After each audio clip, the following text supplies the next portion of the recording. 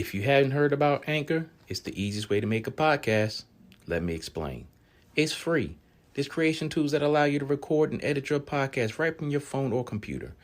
Anchor will distribute your podcast for you so it can be heard on Spotify, Apple Podcasts, and many more. You can make money from your podcast with no minimum listenership. It's everything you need to make a podcast in one place. Download the free Anchor app or go to anchor.fm to get started.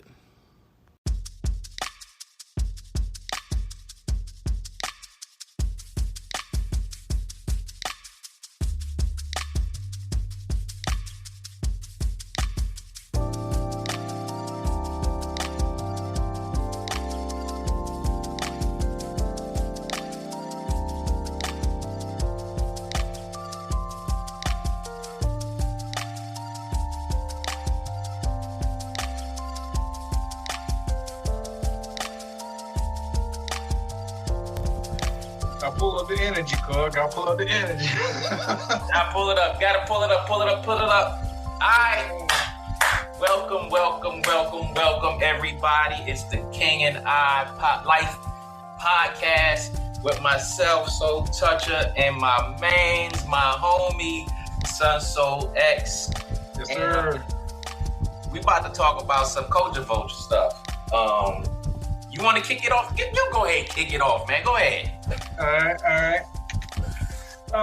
Today we want to talk about how not only culture vultures, but how far they have come within our culture and gotten paid in all aspects of their own culture. You're right. There's so many of them, so many areas and so many topics that we can go into, but we're only going to go into a few. I think we should kick it off with hip hop. The reason I say hip hop is because let's just be honest, man. They taking it and twisted it. It's just a shadow of its former self. You know what I'm saying? Yeah. And this goes back to the record industry as a whole, man. I mean, from the beginning of artists putting out their music and wanting to express, I guess you can say, what they're feeling at the time and what kind of life they're leading at the time. And again, you got those culture vultures saying, yeah, you can have that. Help me to help you. But I need you to sign the contract first. Yeah. I think for me, when it comes to hip hop, I'm by no means. If you can spit, you can spit. I don't care where you from or whatever. But I think the thing that kills me the most is when you look back from where it came from to where it started peaking, and you had Two Live Crew and NWA. A lot of those laws started coming into place, and they tried to put it down, this, that, and the other. And then once Two Live Crew started winning 8 court cases, this, that, and the other, and it started becoming more mainstream. It's everywhere, and it's like it transitioned into something that we don't necessarily recognize. And it's like now you hear where you wouldn't have heard hip hop at basketball games, football games, hockey games, Mountain Dew commercials, Tide commercials. And it's like we don't really benefit from it no more. No, I totally agree with you on that. And this is just my experience with hip hop. When we were growing up in Germany and stuff, you couldn't go anywhere without hearing, like Run DMC, LL Cool J, Kid Capri,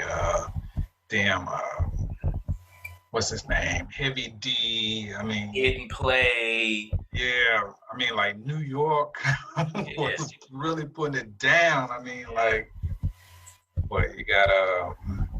Fresh Prince and DJ Jazzy Jeff. I mean, you got the Sugar Hill Gang. I mean, if you really want to go back. Then around that time, Ghetto Boys was starting to pop. Yeah.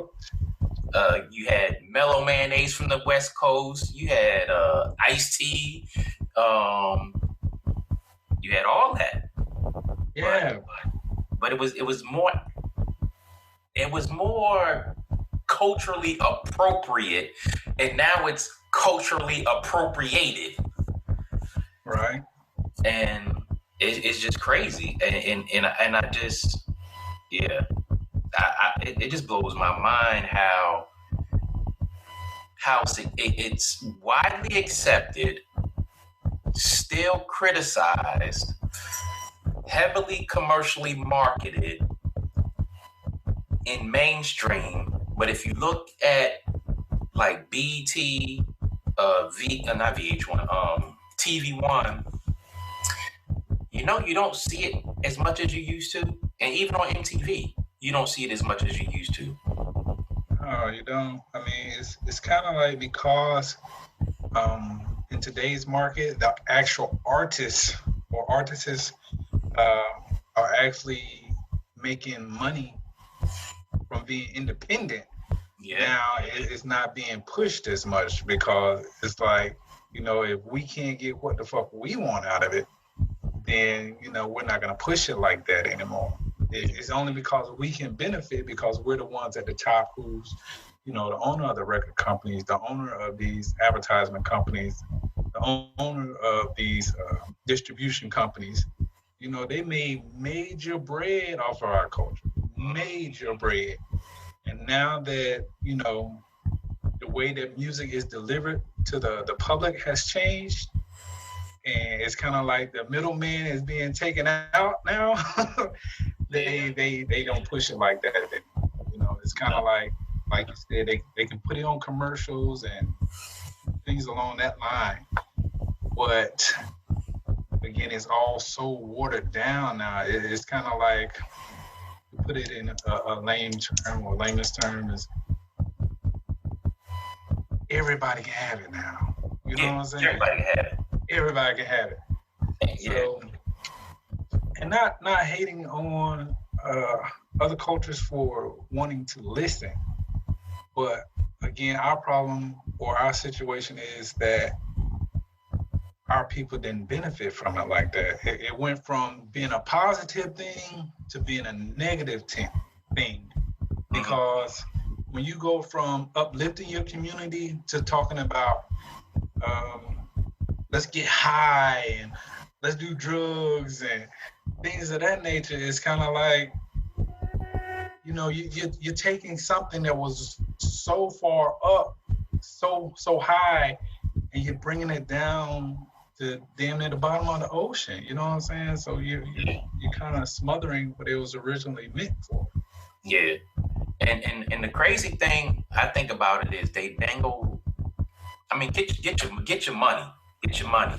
But for me, a lot of money is dangled, and that causes a lot of the newer black rappers to chase the money.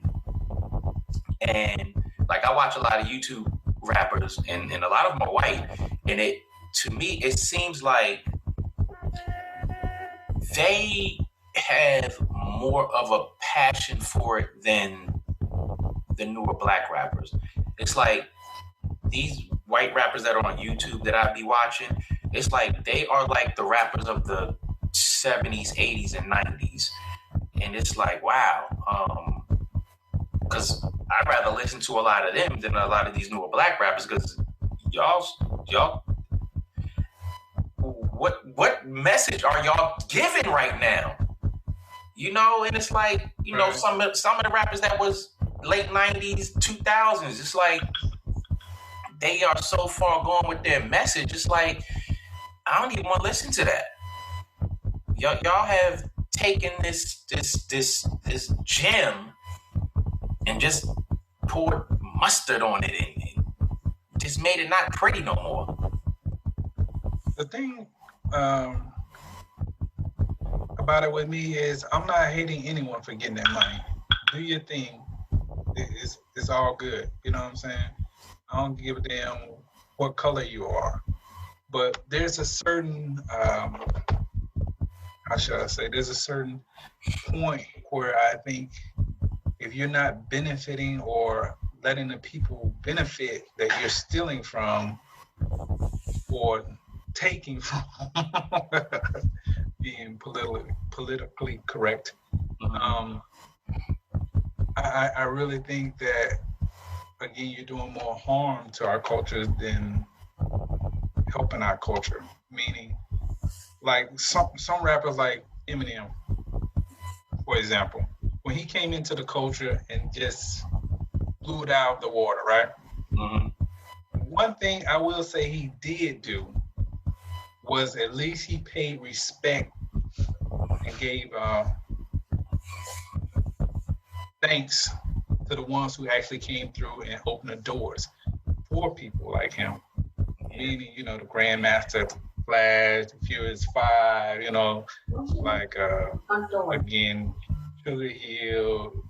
There are a number of people he actually thanked for actually just doing their own thing. You know what I'm saying? So he paid that homage, and I think that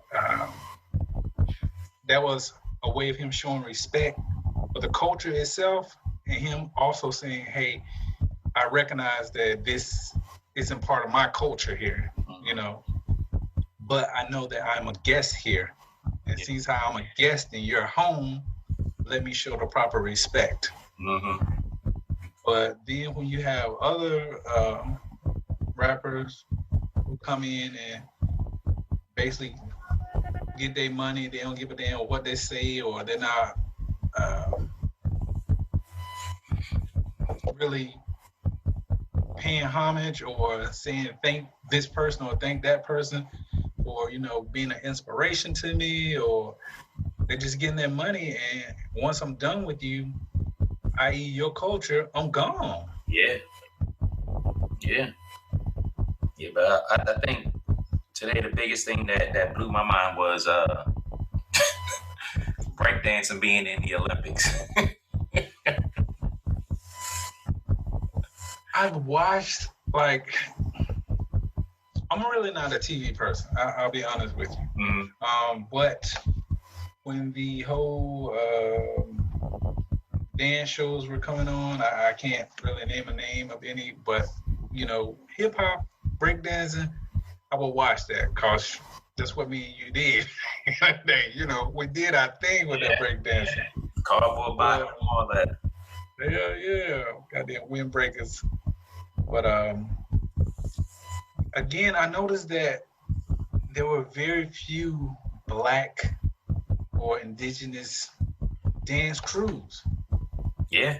You know, they're like Chinese, they're Russian, Hispanic, Russian, goddamn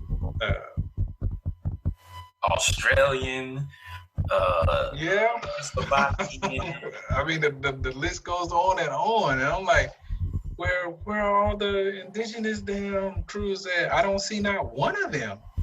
And again, not taking anything away from those crews, because a lot of them were dope. You know what I'm saying? They were really like doing their thing. A lot of them are dope. It's like they still out there that are dope.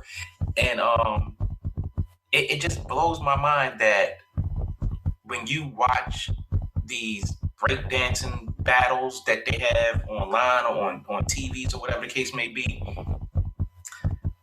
it's a lot of other ethnicities that are tearing it up. And when I saw the news today about it being an Olympic sport, and they're gonna have it in Paris 2024, I asked myself, how many of these performers are going to be Black? I'm very curious, and that is one of those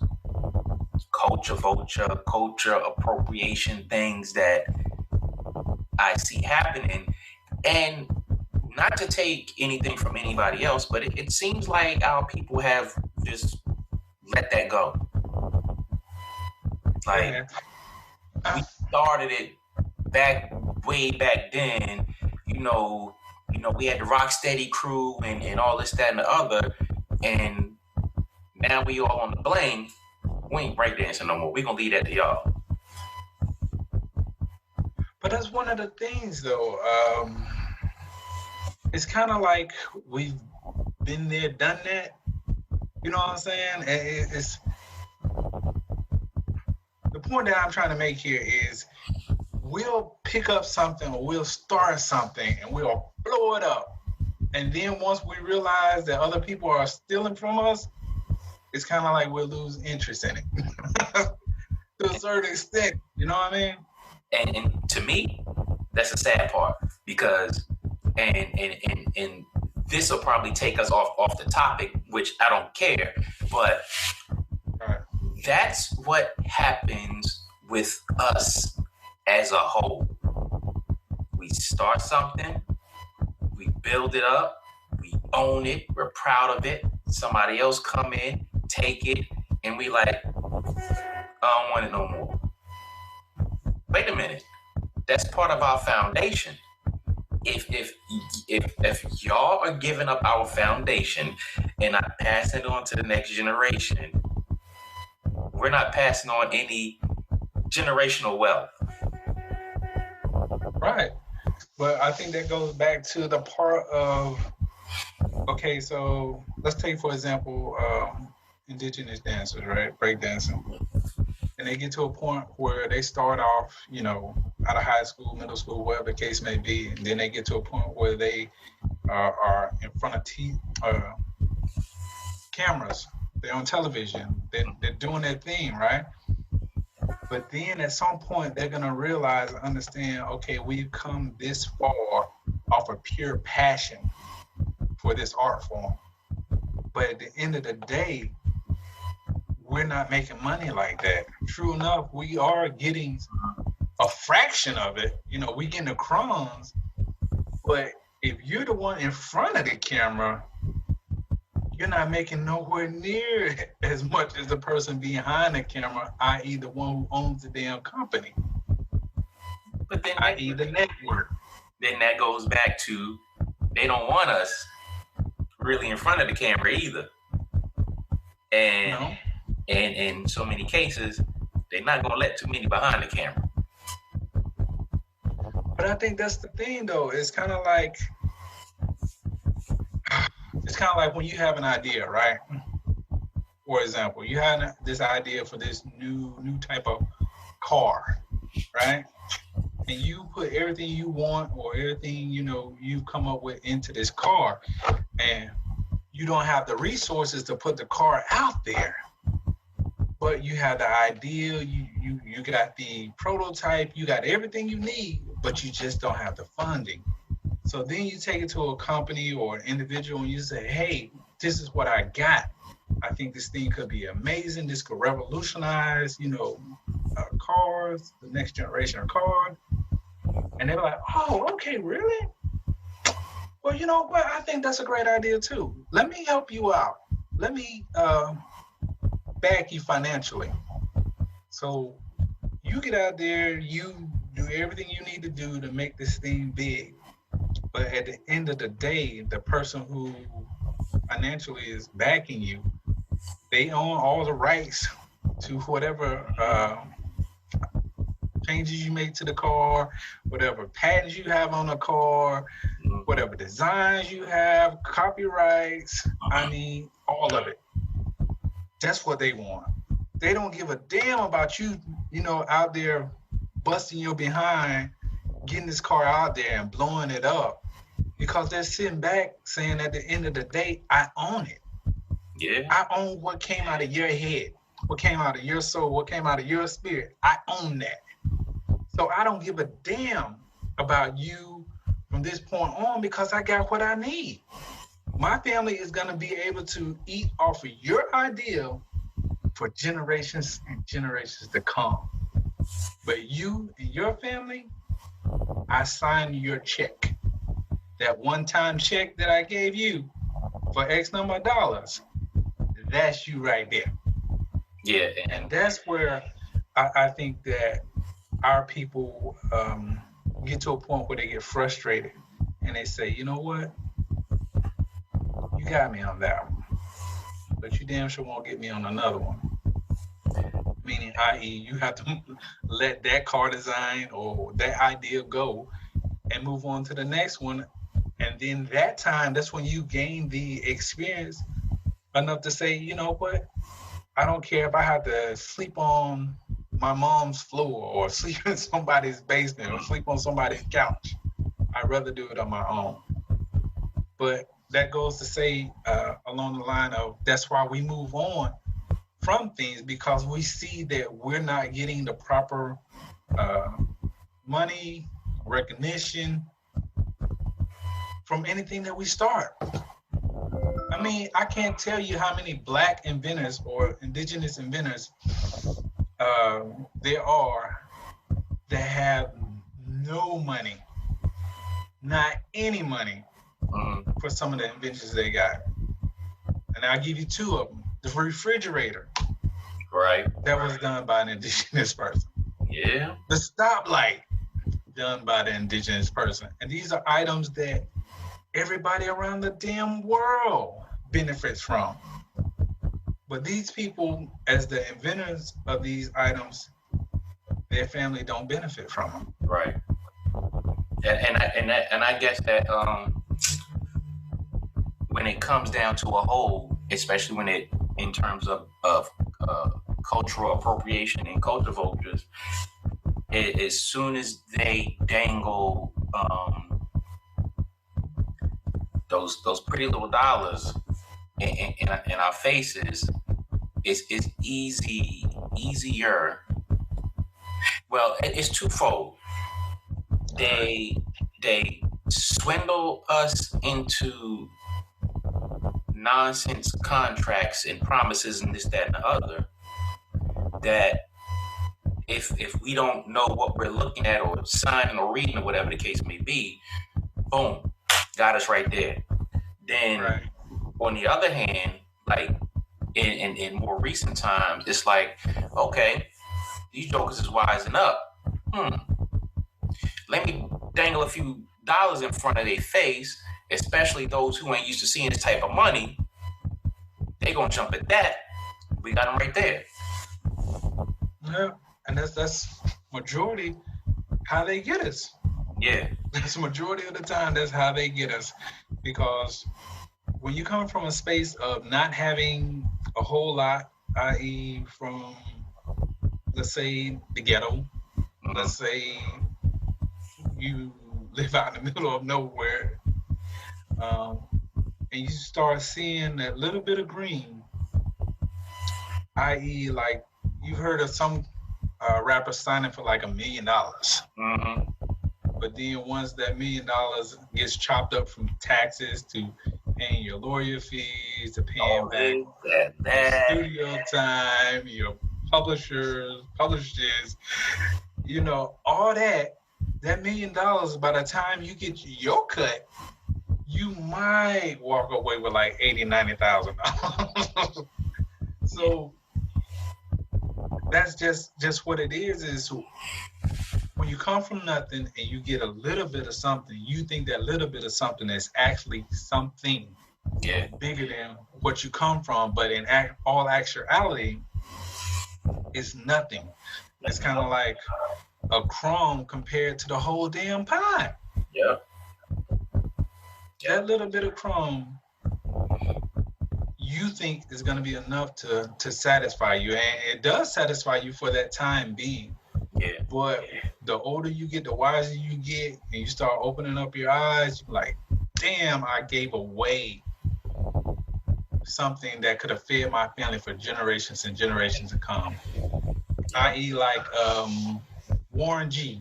That one song, Regulators, has made Def Jam over $100 million.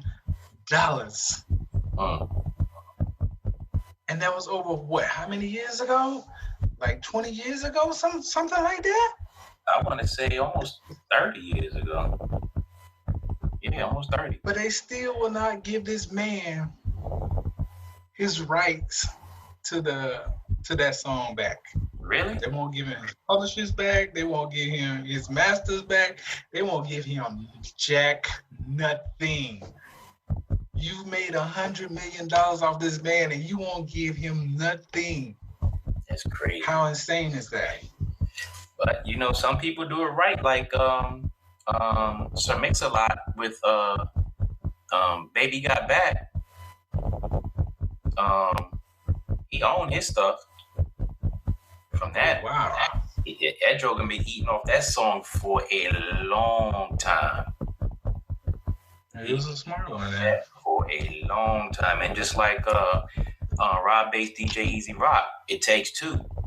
They've been eating off that song for a long time.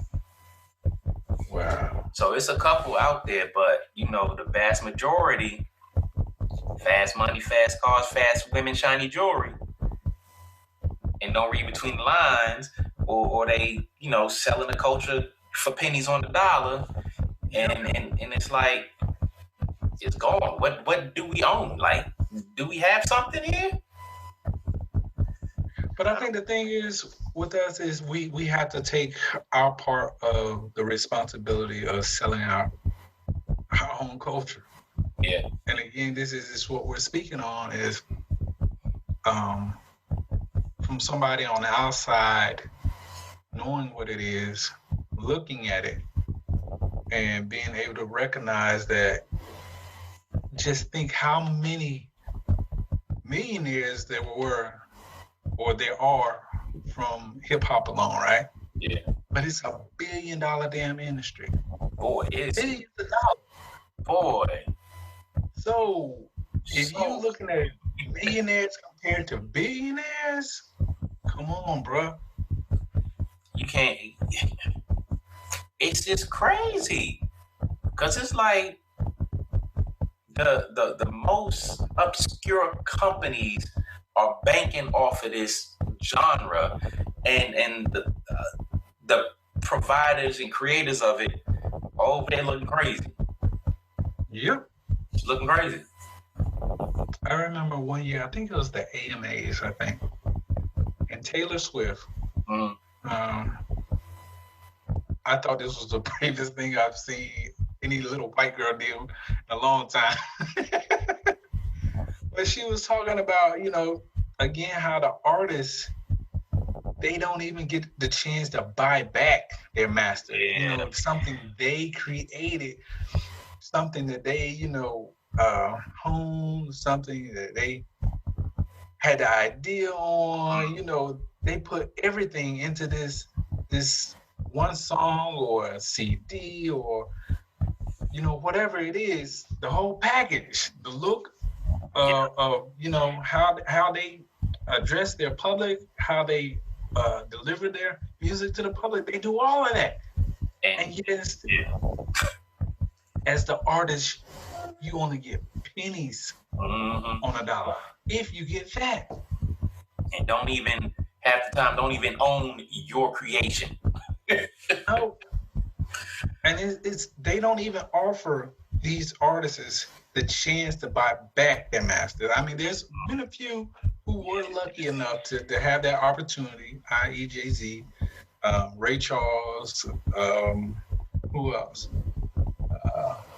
Michael Jackson, who's brilliant, by the way. There's been a few. Yeah, a few, but not as many as it should have been. Right. Not So, as many as it should have been. Again, I think that we as creators, we have to stop wanting to give our ideas away, meaning our music away. I mean, if that means you have to sleep on someone's couch or you have to sleep on, you know, someone's cot or in a basement, in the attic, it don't matter. I mean, if you believe in yourself that much then you should put everything you got into yourself. Yeah. Like, i.e., what we're doing here now. Yeah. This is ours. This is our shit. Yeah. Pretty much. But again, people have to really take responsibility for what it is that they're bringing into this world. Yeah. And stop giving it away. They have to. It's critical. Yeah.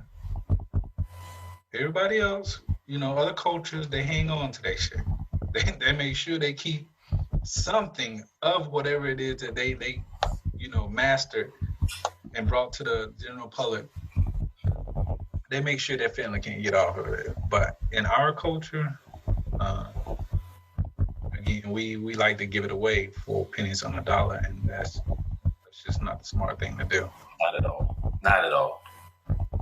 I mean, a lot of people can say, well, y'all gave it away. What's done is done now. Why are you crying about it? Okay, you're right. We did, to a certain extent. But I think that there has to be a point where we have to stop doing that. I.e., like we're just saying, man up, girl up, woman up, however you want to put it, and stop giving your ideas away. Because the universe, all your ideas are coming to you from the universe. Yep. Some may say God, whoever you want to say, but whatever you want to say. If the universe, put it on you or within you, and you bring it to light, i.e. to the public, make sure your family is sovereign. Yeah, definitely. Yeah.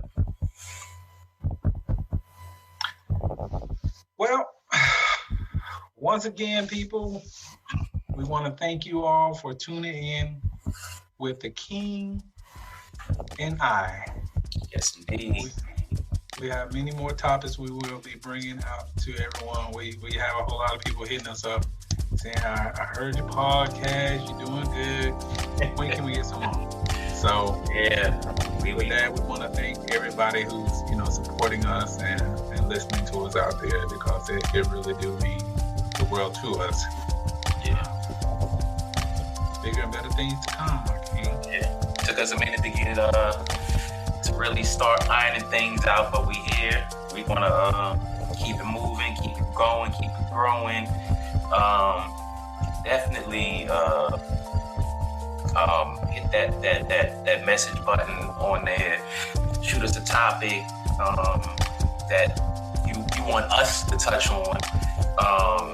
Give us feedback on topics that we've done, and we'll, if we get enough comments or whatever the case may be, we'll go ahead and respond to that. Click on the Facebook button that's on there on Anchor, that'll take you to our Facebook page, The King and I. And we're gonna keep growing. We're gonna keep bringing you stuff. We're gonna funny stuff, crazy stuff. We just gonna keep coming with it. Definitely look out for everything that we got coming. That's and straight from the heart. Appreciate y'all. Thank y'all. Most def. If you have anything you want to send to us, you can hit us up at the King and I 369@gmail.com. Again, that is the King and I EYE 369@gmail.com. We look forward to hearing from you, and please believe we'll respond to your emails. Yes, indeed. Once again, my man King has 2 books out. Please show support. Yes. Give that plug, my man. I don't have them with me right now, but the first one is Taste My Poetry, Taste My Soul. And the second one is Ballads of a Poeteer. You can find them both on Amazon, or you can hit me up directly, and we can facilitate you your autograph copy. My third book, The Book of King, quotes, thoughts, and invocations will be out this month. That's it. Once again, thank you everyone for tuning in. This is the King and I. Yeah. Peace. We out.